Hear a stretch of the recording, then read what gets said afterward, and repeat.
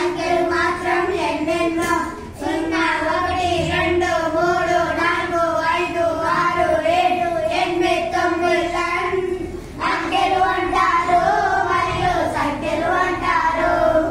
అంకెలు అంటారు మరియు సంఖ్యలు అంటారు.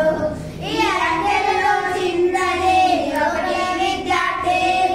ఈ అంకెలలో చిన్నది ఒకటి విద్యార్థి. ఈ అంకెలలో పెద్దది 9 విద్యార్థి.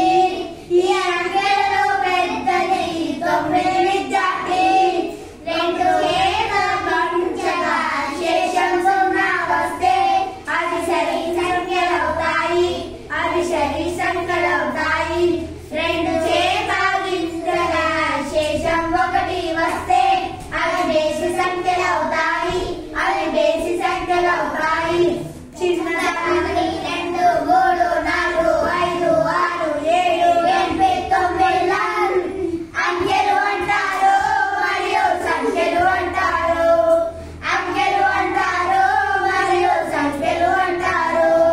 చిన్న సంఖ్య నుండి పెద్ద సంఖ్యకు రాయడం, పెద్ద సంఖ్యకు రాయడం ఆరోహణ క్రమము. అది ఆరోహణ క్రమము.